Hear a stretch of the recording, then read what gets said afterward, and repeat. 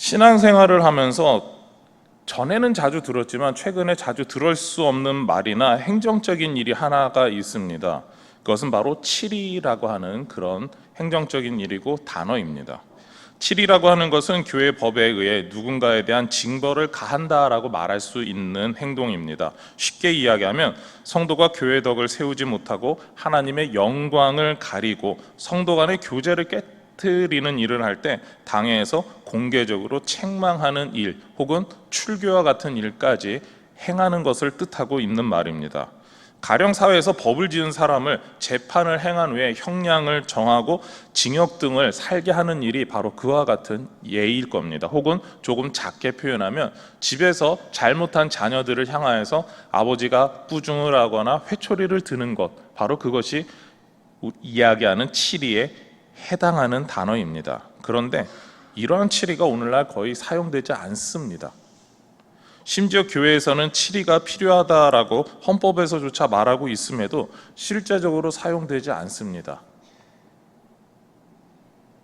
여러 가지 이유가 있겠지만 제 나름대로의 판단으로 이렇게 결론을 내려보았습니다. 칠의 받을 만한 일을 하기 전에 누군가가 먼저 그 행동을 하지 못하도록 제지하거나 올바르게 살아가도록 이끈다라는 것이죠. 조금 더 이야기를 하자면 우리 마음부터 이미 이거 하나님께서 기뻐하시지 않을 거야 라고 스스로 깨닫는 기회가 너무나 많이 있다라는 이야기입니다. 그렇게 우리의 마음을 먼저 만져주시고 하나님의 뜻을 행할 수 있도록 만져주시는 분이 누구일까요? 바로 성령님이십니다. 그렇습니다. 우리와 함께 하신 성령님께서 우리가 하나님의 뜻대로 올바로 살도록 이끌어가고 계신다라는 것이죠. 그래서 성도는 교회의 덕을 세우고 하나님의 영광을 드러내며 성도 간의 화목한 교제를 하게 됩니다. 그렇기 때문에 칠이라는 것이 존재하지만 유명무실해진 그런 위치에 있습니다. 이렇게 칠이가 유명무실해진 것은 많은 성도가 성령님의 인도하심대로 살고 있기 때문이다라고 저는 생각을 합니다. 성도가 성령님의 인도하심대로 성령님과 함께 살아가는 것은 성도의 기본적인 모습이고 삶의 방법입니다. 성도의 기본을 충실할 때 칠의가 필요 없게 되는 것이죠. 칠의라고 하는 것 자체가 하나님의 말씀에 불순종하기 때문에 필요한 일이 되기 때문에 그렇습니다. 그래서 이 시간에 우리가 꼭 말하고 넘어가야 하는 것이 있다면 성도는 성령님의 인도하심대로 살아간다라는 것입니다. 그것이 가장 기본이고 기초이고 중요한 밑거름입니다. 그리고 성령님의 인도하심대로 살기 위해서는 우리가 성령님의 음성을 제대로 들을 수 있는 바른 관계에 있어야 한다라고 하는 것을 우리는 생각해 볼 수 있습니다. 성령님의 음성을 듣는다라고 이야기를 할 때 어떤 분들은 기도해야 합니다, 찬양할 때 들을 수 있습니다 등을 이야기를 합니다. 틀렸다는 이야기보다 그러나 성경에서 이야기하는 것은 바로 우리가 말씀을 가까이 할 때 말씀을 통해 하나님께서 더 많이 들려주신다라고 하는 것을 우리는 찾아볼 수가 있습니다. 하나님께서 말씀을 통해 우리를 깨닫게 하시고 말씀을 통해서 우리가 하나님의 원하시는 그 모습대로 살지 못하는 것을 깨달아서 삶을 바꿔가시기 때문입니다. 기도라고 하는 것도 그런 말씀에서 바탕이 되어야 되는 거고 찬양이라는 것도 그런 말씀에서 바탕이 되어야 되는 겁니다. 그렇기 때문에 성령의 음성을 가장 확실하게 들을 수 있는 방법은 말씀을 가까이 하는 겁니다. 말씀을 읽고 묵상하고 그리고 기회가 되는 대로 다른 사람들과 그 말씀에 묵상했던 내용을 나누는 것이죠. 이러한 나눔들 사이에서 보다 더 강력하게 성령님의 음성을 듣게 되고 느끼게 되고 거기서만 끝나는 게 아니라 결단하고 내가 삶의 방향을 이렇게 바꿔가겠습니다, 헌신하겠습니다 라고 하는 보다 더 나은 결심을 하게 되는 것이죠. 그리고 살아가게 되는 겁니다. 우리 교회에서 다락방 모임을 강조하는 이유도 여기에 있습니다. 묵상을 하고 하나님께서 주시는 그 깨달음을 나누는 가운데 더 풍성하게 나눌 수 있기 때문에 그렇습니다. 다락방 순자님을 비롯해서 5명에서 6명의 다락방 식구들이 모인다면 하나님의 말씀을 통해서 성령의 음색을 5가지에서 6가지 정도로 그런 색채로 들을 수가 있습니다. 우리가 하나님 말씀대로 이렇게 살아야 됩니다 라고 말한다면 순자님은 이쪽 옆면에서, 다른 순원은 아래에서, 위에서, 반대면에서, 앞뒤에서 각자가 하나님의 말씀 안에서 살아가야 된다라고 하는 그 모습을 다양한 면에서 고민하고 서로가 나누게 되는 것이죠. 그러다 보면 우리는 보다 더 풍성하게 하나님 말씀을 나눌 수 있게 됩니다. 동일한 결론에 도달한 묵상이어도 각자의 삶을 통해서 그리고 각자의 인생 경험을 통해서 보다 더 풍성하게 나누는 것, 이것이 우리가 다락방을 통해서 나누게 되는 말씀의 풍성함이고 깊이입니다. 그리고 이렇게 풍성한 결론을 통하여서 우리는 성령님과 더 풍성한 교제를 하게 되는 것이죠. 그래서 성도 본인을 세우고 함께 신앙생활을 하는 다른 성도들까지도 세워가는 겁니다. 더 나아가서 올해 우리 교회 주제처럼 교회의 심장을 뛰게 하는 것이죠. 그렇게 이 자리에 함께하며 다락방 모임을 사모하는 모든 분들은 각자의 자리에서 교회의 심장을 뛰게 하는 분이다라고 말할 수 있을 겁니다. 아멘이 안 되시는 것 같아요. 나는 아직 교회의 심장 한 번도 뛰게 하지 못했다라는 태도로 그렇게 계시는 것 같은데, 여러분들의 모습이 여러분들이 다락방 그 시간을 통하여서 말씀을 나누고 그리고 그 말씀을 통하여서 서로가 삶을 나누는 그것을 통하여서 교회의 심장이 더욱더 뛰게 될 줄 믿습니다. 여러분들은 바로 그러한 일을 함께 하시는 분들입니다. 그리고 오늘 말씀을 통하여서 성령님의 인도하신 대로 사는 삶이 무엇인지 보다 더 깊이 살펴보려고 합니다. 성령님의 인도하신 대로 산다라고 하는 것은요, 하나님과 동행하는 겁니다. 이것을 명확하게 설명하기 위해서 반대 방향에서 접근하려고 합니다. 그것은 무엇이 하나님과 동행하지 못하는 삶인가라는 것이죠. 바로 오늘 말씀에 나온 것처럼 육체의 일입니다. 오늘 우리가 읽은 말씀에서 육체의 일에 대해서 설명하고 있습니다. 19절부터 21절 상반절인데요. 육체의 일은 분명하니 곧 음행과 더러운 것과 호색과 우상숭배와 주술과 원수 맺는 것과 분쟁과 시기와 분냄과 당짓는 것과 분열함과 이단과 투기와 술 취함과 방탕함과 또 그와 같은 것들이라. 육체의 일에 대해서 학자들은 여러 가지 모습으로 말합니다. 때때로 십계명과 연관짓는 분도 있고요. 그래서 몇 번째 계명을 어긴 것이다라고 이 육체의 일을 그렇게 구분지어서 설명해 주시는 분들도 있습니다. 때로는 갈라디아서를 쓸 당시에 이단과 이단들이 행하던 일들과 연관이 되어 있다라고 말하는 분들도 있습니다. 실제로 이단에서 벌어지는 일들이라고 하는 것들, 바로 우상숭배와 주술 등 그런 것들이 실제적으로 해왔던 일들이기 때문에 그렇습니다. 그렇게 육체의 일에 대해 이야기하는 가장 확실한 것은 성도가 절대로 해서는 안 되는 일들이라는 겁니다. 더 나아가 세상 사람들도 그것에, 그 육체의 일에 대해서 다 이미 알고 있습니다. 그것을 통하여서 서로가 화목하지 못하고 다툼이 생기기 때문이죠. 평양 대부분 운동 이후에 사람들이 기독교인들에 대해서, 그것도 우리 한국 사람들이 한국 기독교인들에 대해서 말하는 상식적이며 상징적인 모습이 있었습니다. 그것은요, 술과 담배를 하지 않는다, 거짓말하지 않고 정직하다, 착하다, 성실하다, 나라를 사랑한다 등의 여러 가지 모습들이 있었습니다. 그래서 민족 지도자 33인 중에 17명, 그 인원이 바로 기독교인이었습니다. 이런 모습들은 오늘 말씀대로 본다면 대한민국 땅에서 살아가는 세상 사람들이 판단한 성도의 모습은 육체의 일을 멀리하는 사람들이다라는 겁니다. 세상 사람들도 구분할 수 있을 만큼 확연하게 드러난다라는 거죠. 그렇기 때문에 세상 사람들은 성도들에게 기대하는 모습이 있습니다. 자신들은 그렇게 살지 못해도 자신들이 알고 있던 성도의 모습으로 살아가기를 간절히 소망합니다. 성도들처럼 살지 못해도 성도들처럼 사는 것이 더 옳은 삶이고, 그렇게 사는 삶을 그들도 원하고 있습니다. 그래서 기독교인들은 저래라고 이야기를 하죠. 그러나 세월이 흐르면서 우리의 모습은 어떻게 됐습니까? 우리의 모습을 보면서 세상 사람들이 오늘날 많은 화를 내고 있습니다. 그 이유도 분명하죠. 그것은 자신들이 알고 있던 성도의 모습으로 살아가고 있지 않기 때문입니다.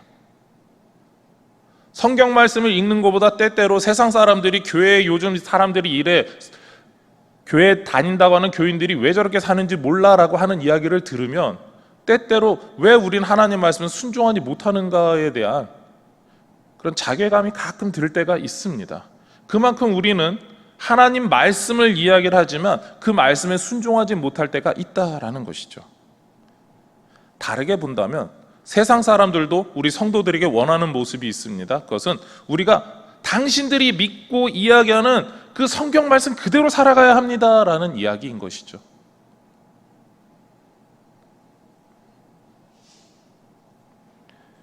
당신들의 정체성과 삶의 모습은 우리와 다른데 왜 우리와 똑같이 살아가느냐라고 반문하고 있는 겁니다.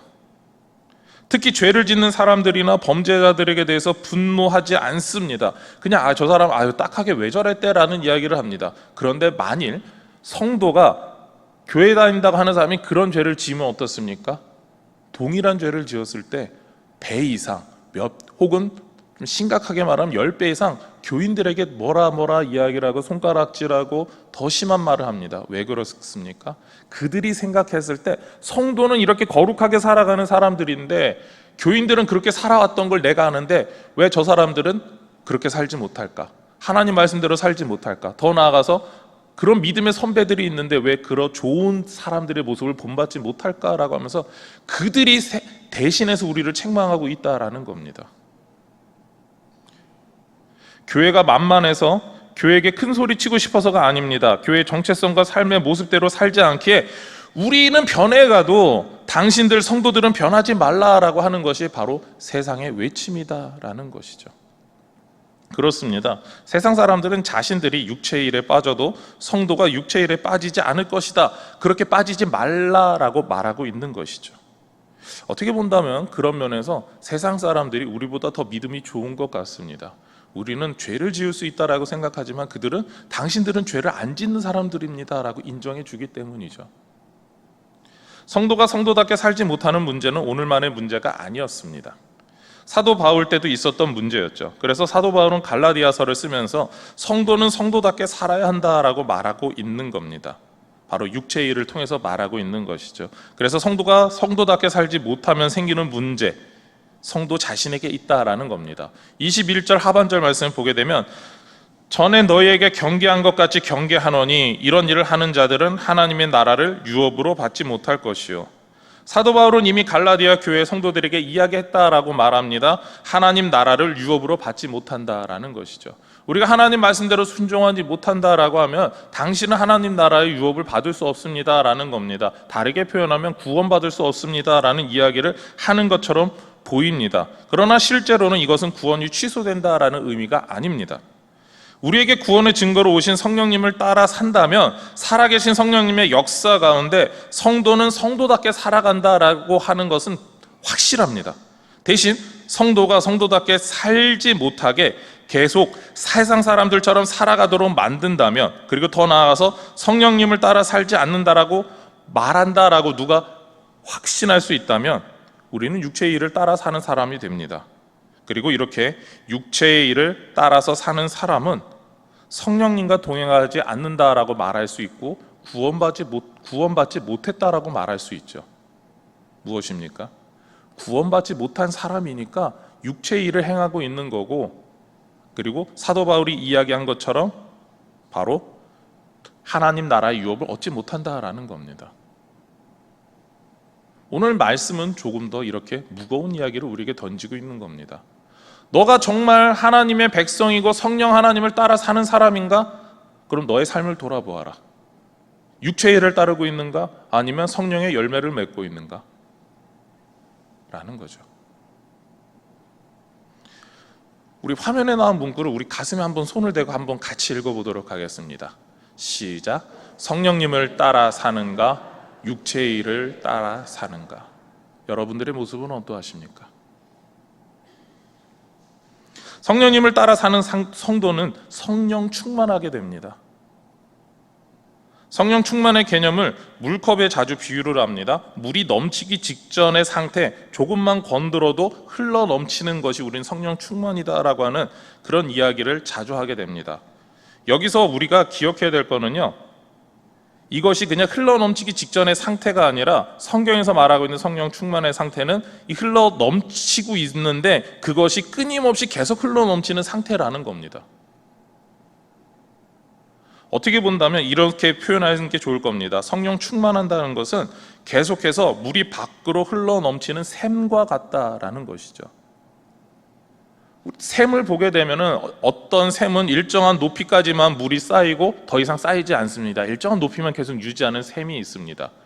그런 샘과 계속해서 바깥으로 흘러 넘치는 샘을 비교하면 어느 샘이 더 깨끗합니까? 흘러 넘치는 샘이 더 깨끗합니다.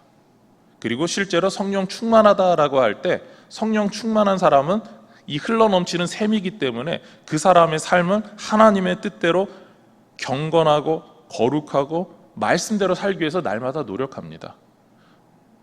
제가 어렸을 때 저희 큰 댁에 가면은 샘이 있었습니다. 그 샘을 쓰고 나면은 항상 돌을 덮어놔야 됐습니다. 왜냐하면 높이가 일정하게 모여 있는데 거기에 먼지 들어가지 말라라고 샘을 덮어놔야 됐습니다. 저희 큰 댁은 섬이기 때문에 물이 상당히 귀했습니다.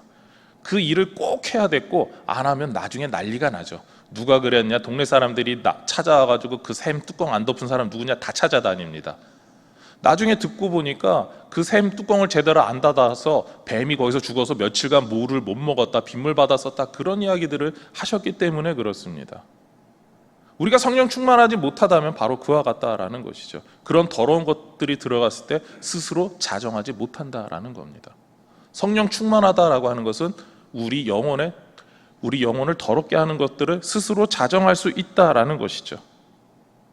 성령 충만할 때는요, 육체의 일이 우리 마음속에 차지할 공간이 없고, 그리고 혹 섞일 것 같아도 계속해서 흘러나오는 성령의 역사로 말미암아 그런 것들이 쌓이지 않는다라는 겁니다. 그리고 그런 상태, 그것이 바로 성령 충만한 상태입니다. 그런 상태이기 때문에 우리가 말을 하는 것이나 행동하는 것이나 우리의 생각이 항상 하나님의 말을 하게 되는 것이고 하나님 원하시는 뜻을 행하게 되는 것이고 우리 주님만 생각하게 되는 겁니다. 그것이 진정한 성령 충만한 상태입니다. 그렇기 때문에 우리는 성령 충만한 상태가 특정 상황이다, 상태만 말하지 않는다라고 말하는 겁니다. 그리고 성령님의 인도하심을 이렇게 따라 살고 있기 때문에 성령의 열매를 맺게 되는 것이죠. 오늘 말씀에서 성령의 9가지 열매를 말하고 있습니다. 22절과 23절 말씀 우리 화면을 보시고 같이 읽겠습니다. 시작. 오직 성령의 열매는 사랑과 희락과 화평과 오래 참음과 자비와 양선과 충성과 온유와 절제니 이 같은 것을 금지할 법이 없느니라. 아멘. 우리는 성령의 9가지 열매에 대해 이렇게 말하고 있습니다. 그리고 때때로 이 9가지 열매가 따로따로 열리게 된다라는 생각을 갖고 있습니다. 그렇지만 원어적으로 볼 때 성령의 열매는 한 개입니다. 단수로 쓰였다라고 보통 표현을 하게 되는데 성령의 열매를 이렇게 이해하시면 좀 쉬울 것 같습니다. 포도로 생각하시면 됩니다. 우리가 포도를 먹을 때 포도 알갱이 하나를 놓고 우리는 포도라고 하지 않습니다. 대부분의 사람들이 포도송이 자체를 포도라고 이야기를 합니다. 포도 열매를 얘기하는 것은 바로 이 포도송이죠. 바로 성령의 열매를 바로 이와 같은 포도송이로 이야기를 하는 겁니다. 그래서 이 포도송이에 알갱이가 9개가 있다라는 개념으로 보셔야 됩니다.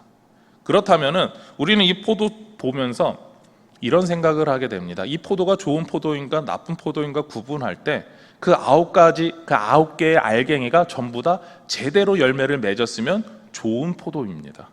그런데 하나라도 병들어 있거나 벌레 먹었거나 썩었거나 제대로 성장하지 못했다면 그 포도를 좋은 포도라고 이야기하겠습니까?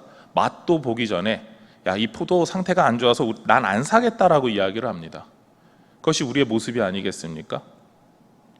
상품이 별로라고 하면서 오히려 파는 사람을 나무랄 것입니다. 우리가 맺게 되는 성령의 열매도 마찬가지겠죠. 그 포도송이, 그 성령의 열매를 맺게 되는데 그럼 다르게 맺는다라면 우리는 뭐라 평가할 수 있을까요? 우리는 종종 이렇게 성령의 9가지 열매를 동시에 맺지 못한다 내지 못할 것이다 라고 말합니다. 그 상태는 성령의 열매를 정말 제대로 맺지 못한 거겠죠. 성령 충만하다라고 말할 수 없습니다. 여기에서는 우리가 어떠한 성령의 열매를 맺어야 하는지 알 수가 있습니다. 9가지가 동일하게 제대로 된 열매를 맺어야 하는 겁니다. 그랬을 때 성령의 열매를 제대로 맺었다라고 우리는 말할 수 있습니다. 그것이 우리 주님께서 원하시는 열매의 모습입니다. 우리의 모든 삶의 모습에서 성령으로 행하는 모습인 것이죠. 다시 강조하는데 이렇게 성령의 9가지 열매, 바로 그 9개의 알갱이가 동시에 아름답게 맺어진 상태, 그 성령의 열매가 성령 충만한 상태입니다. 성령 충만한 모습으로 살아갈 때 우리는 성령의 뜻으로 행하고 있다라고 말할 수가 있습니다. 여기서 한번 생각해 보시기 바랍니다. 성령님의 뜻대로 행한다라고 하는 것은요, 삼위일체 하나님의 뜻대로 행하는 겁니다. 결국 하나님 아버지의 뜻대로 행하는 삶을 살고 하나님의 영광을 높이는 사람이다라는 증거겠죠. 더 나아가 교회를 세우셨고 교회의 머리이신 예수님의 뜻대로 행하는 삶을 살고 있다라고 이야기하면서 다른 지체들을, 우리 교회 안에 있는 여러 지체들을 생각하고 사랑하고 높이는 그런 모습을 살 수 있을 겁니다. 결국에는 돌아서 성령님이 그 모든 행동들을 기뻐하시고 즐거워하시고 그런 일들을 하기 원하신다라고 우리는 말하게 되는 것이죠. 그러기에 성령으로 행하는 사람은 은사가 많거나 기적을 행하거나 기도할 때 특별한 모습을 나타내는 사람을 뜻하는 게 아닙니다. 하나님의 뜻대로 행하는 사람이며 날마다 모습이 주님의 뜻대로 변해가는 사람을 뜻하는 겁니다. 그 9가지 열매를 동시에 맺는 거죠. 그래서 성령으로 행하는 사람은 예수 그리스도를 닮아가며 성화되어 간다라고 말하는 것입니다. 이렇게 주님을 닮아가는 사람은 자신의 힘과 능력으로 자신이 변해가는 것이 아님을 확실하게 알고 있습니다. 내가 뭐길래 주님께서 나를 이렇게 변화시켜가고 바꿔가시는가? 이것이 하나님의 은혜구나라고 날마다 고백하고 감사하게 되는 겁니다.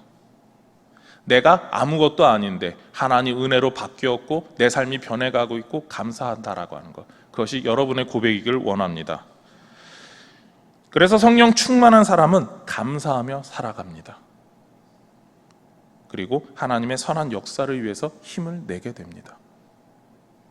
우리는 성령으로 살지 않고 육체의 일을 행하는 사람에 대해 이렇게 말할 수 있습니다. 26절입니다. 헛된 영광을 구하여 서로 노엽게 하거나 서로 투기하지 말지니라. 헛된 영광을 구하고 서로 노엽게 하며 서로 투기한다. 이거는 육체의 일을 행하는 모습을 표현하고 있는 것이죠. 그리고 이러한 모습은 교회 안에서 말씀대로 행하지 않고 서로 싸우게 만드는 사람들의 전형적인 대표적인 모습이기도 합니다. 사도 바울은 육체의 일을 행하는 모습으로 성령으로 살지 않는 사람의 모습을 바로 알 수 있다. 다른 사람들이 서로 싸우게 만드는 사람, 그 사람이 육체의 일을 행하는 사람이다 라고까지 강하게 이야기하고 있는 겁니다. 그렇다면 성령으로 사는 사람은 교회 안에서 어떻게 살아가야 할까요? 하나님의 영광을 나타내며 성도들을 기쁘게 하고 성도가 서로를 위로하며 격려할 수 있도록 만드는 사람, 그 사람이 성령으로 사는 사람입니다. 그리고 우리는 이러한 모습을 드러내는 것을 한마디로 이렇게 말할 수 있죠. 바로 감사입니다. 육체의 일로 사는 사람은 감사할 줄 모르는 사람입니다. 이러한 사람들에 대해서 FRIP 곱스라고 하는 분이 이렇게 말씀을 하셨는데요. 감사할 줄 모르는 자들을 벌하는 법을 따로 만들지 않은 까닭은 감사할 줄 모르는 자들은 스스로가 고통을 초래하기 때문이다 라는 겁니다. 그리고 이 감사할 줄 모르는 자들은 스스로가 고통을 초래한다라고 하는 말을 또 다르게 표현하는 분들도 있는데, 그것은 바로 하나님께서 그들을 직접 심판하신다라고까지 이야기를 합니다. 왜냐하면 이 FRIP 곱스라고 하는 분이 최근뿐이 아니라 옛날 그리스의 히랍의 학자이기 때문에 그렇습니다. 번역하는 거에 따라서 약간 의미가 달라진다라는 것이죠. 어쨌거나 감사할 줄 모르는 사람들을 향해서 따로 법으로 그들을 제재하지 않는 이유는 그들에 대한 심판은 하나님의 영역이기 때문에 그렇습니다. 여러분의 삶에 감사가 있으십니까? 그러면 여러분은 성령 충만하신 분들입니다. 오히려 우리가 걱정해야 될 것은 내 삶에 감사함이 없을 때입니다. 내 삶에 감사가 없는데 하나님께서 나를 깨닫지 않게 하시고 나를 그냥 버려두신다라고 하는 것은 심각한 일입니다. 여러분의 지금 삶의 모습은 어떠합니까? 감사가 날마다 넘치고 계십니까? 아니면 감사가 없으십니까? 혹은 감사가 없음에도 아무런 찔림이 없고 그냥 세상에서 유유자적하면서 교회에서 신앙생활을 할 때도 아무런 괴로움이 없이 편하게 하고 계십니까? 여러분의 모습은 어떠하신가요? 다시 한번 여러분에게 말씀하지만 여러분은 감사하시기를 소망합니다. 성령 충만하면 감사합니다. 이러한 모습이 저와 여러분의 모습이 되기를 소망하며 축원합니다. 오늘 우리의 삶에서 감사할 수 있는 수많은 제목을 주신 하나님을 생각하면서 우리 찬양으로 이렇게 고백하기를 원합니다. 감사할 수 있는 것이 은혜이며 감사하며 살도록 불러주신 하나님의 사랑을 높이기를 원합니다. 우리 감사 같이 찬양하기를 소망합니다.